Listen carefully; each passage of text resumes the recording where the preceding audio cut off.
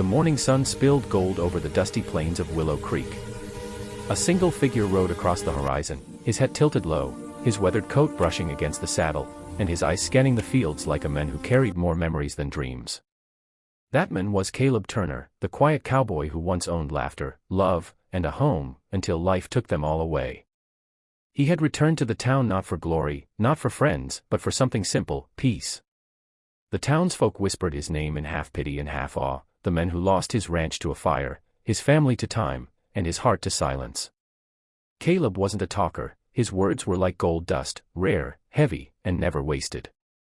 Every morning, he rode down to Marion's farm, a small homestead known for its fresh cream and honey.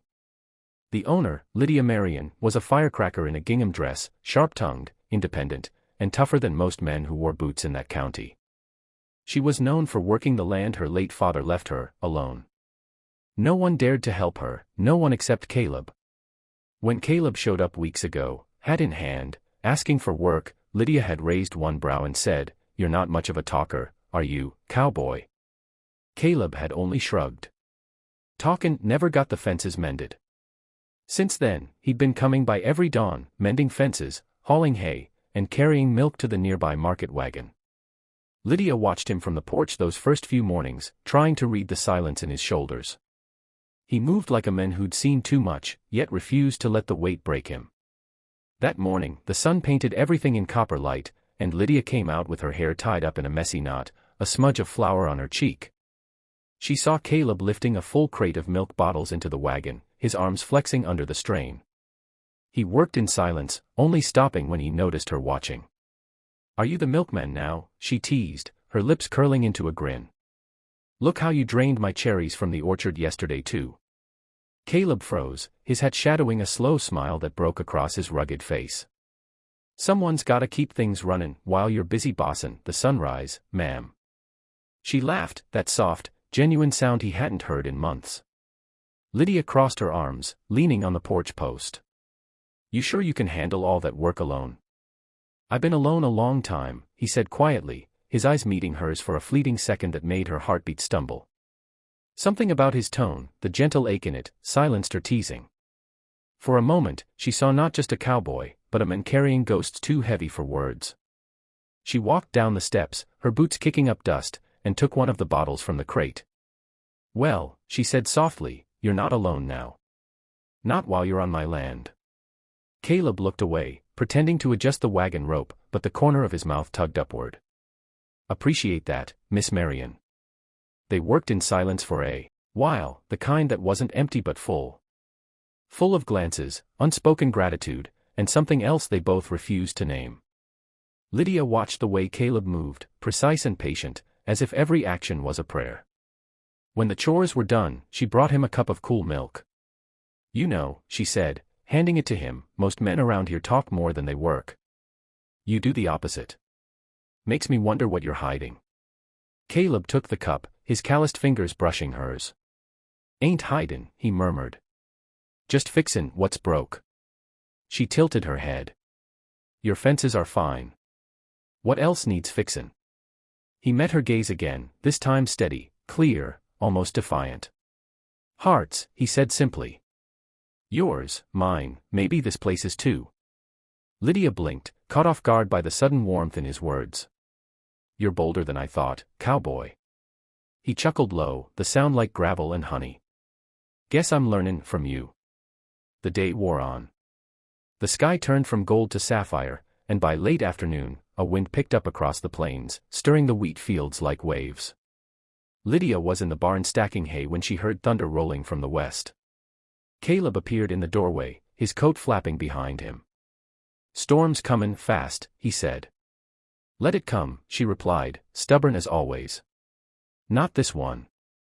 His voice grew urgent. "You got animals outside." Together, they ran through the field, driving the cows toward shelter. Rain began to hammer the earth, wild and cold. Lydia slipped in the mud, but Caleb caught her before she hit the ground. She looked up, soaked, hair clinging to her cheeks, and saw something in his eyes she hadn't seen before. Not pity. Not sympathy. Something fierce. Protective. "You always this stubborn," he said, his voice low but steady. Only when I care, she shot back, breathless. When they finally got the last animal inside, the storm broke loose in full. Lightning cracked across the sky, and they took shelter in the barn, dripping wet, hearts thundering like the rain outside. Lydia wrung the water from her hair and laughed. Well, Cowboy, you sure know how to make an afternoon dramatic. Caleb looked at her for a long second, then said, guess it takes a storm to remind us what's worth savon. For a heartbeat, the world fell silent, only the sound of rain between them. Lydia swallowed hard, looking at him through the flickering light. Maybe you're not so lonely after all, she whispered. Maybe I ain't, he said softly. And then, they just stood there, two souls who'd both lost something in life, finding in each other a reason to hope again. Outside, the thunder began to fade. Inside, something new began to grow. As the evening settled, Caleb hitched his horse and turned toward the gate. Lydia called out after him, Hey, Milkman, don't go disappearing tomorrow. He paused, his back to her, and tipped his hat. Wouldn't dream of it. She smiled as he rode away, the wind carrying his silhouette into the fading light. Somewhere deep inside, Lydia realized that maybe, just maybe, her lonely farm had finally found its missing piece. The next morning broke calm and golden, as if the storm had never existed. But Lydia Marion knew something had changed, not in the weather, but in the air between her and Caleb Turner. The rooster crowed before dawn, and she found herself awake, staring at the ceiling, her thoughts swirling like dust devils across an open field. She had always been strong, proud, untouchable, but last night's storm had stripped away the fences around her heart. When Caleb caught her in his arms, when their eyes met through the rain, something inside her shifted. Still, she wasn't one to chase feelings. Lydia had a farm to run and no patience for daydreams. By the time she stepped outside, apron tied tight, Caleb was already there, leaning against the fence post, chewing on a piece of straw, like he'd been waiting for her all morning. Morning, Miss Marion, he greeted, voice low and easy. Morning yourself, she replied, brushing a loose curl behind her ear. Didn't think you'd show up after that storm. Thought maybe you floated off with the cows. Caleb chuckled, eyes glinting.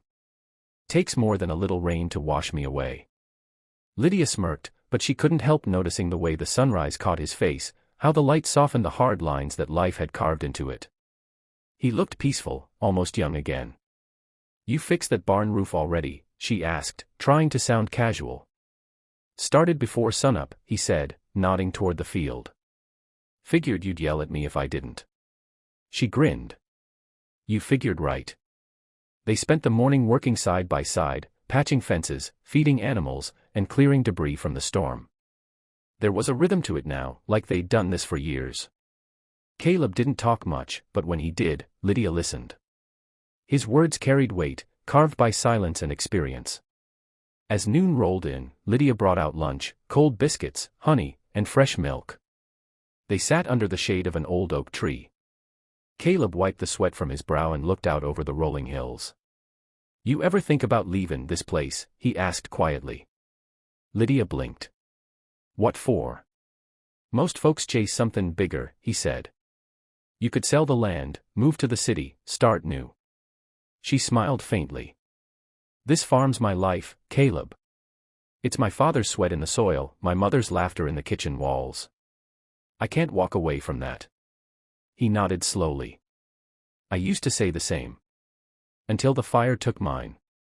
She looked at him then, really looked. You never told me what happened. Caleb's jaw tightened. He set down his cup and leaned back. Lightning hit the barn one summer night. Whole place went up before I could wake my wife and boy. I tried. His voice broke a little. I tried, Lydia. The words hung heavy between them. Lydia's heart ached at the sight of him, this strong, quiet man who carried his pain like a shadow that refused to leave. I'm sorry, she said softly. No one should have to live through that. He gave a small nod. Been trying to find something worth living for again. Guess that's why I came back to work, needed to feel needed. She swallowed, her voice barely a whisper. You are. Their eyes met again, and for a heartbeat, neither spoke. The wind carried the scent of wildflowers through the air, and something wordless passed between them, something deeper than pity, softer than love, but real all the same. Then, Lydia broke the moment with a half-smile. "Well, if you're lookin' to feel needed, I've got about a dozen fence posts that could use fixin' before sundown." Caleb laughed, the sound genuine and rare. "Now there's the boss I know." The rest of the day passed in quiet companionship. The rhythm of work, the creak of leather, the low hum of crickets as evening came. When the last bit of sunlight faded, Lydia stood on the porch, watching Caleb hitch his horse. "You ever think about stayin'?" she asked suddenly. He paused, surprised. "Stayin'?" "Yeah," she said, her tone soft but steady. "Not just for the work. For company." Caleb's gaze lingered on her. "Wouldn't want to overstay my welcome." She smiled, that teasing spark back in her eyes. "Maybe I'm a skin you too." The silence that followed wasn't awkward, it was heavy with possibility. Caleb took off his hat, ran a hand through his hair, and looked out toward the sunset. "All right," he said finally. "I'll stay. For a while." Lydia felt warmth spread through her chest, a feeling she hadn't known in years. "Good," she said simply. Then it settled. That night, as the crickets sang and the lanterns glowed in the windows, Caleb lay in the small cabin near the barn. He stared up at the ceiling, listening to the soft whine through the trees. For the first time in years, he didn't feel the weight of loneliness pressing on his chest. He thought of Lydia, her laughter, her fire, her strength. Maybe she wasn't just his employer anymore. Maybe she was his second chance. And across the field, Lydia sat by her window, watching the moon rise. She thought about the men who had shown up broken and silent, and how he now filled the quiet spaces of her world with meaning. Maybe he's not just the milkman anymore, she murmured to herself with a smile. The night settled softly over Willow Creek, and somewhere in the distance, a new story was beginning to take root, one of healing, hope, and hearts that refused to stay lonely. As the screen fades, the narrator's voice returns, calm and heartfelt.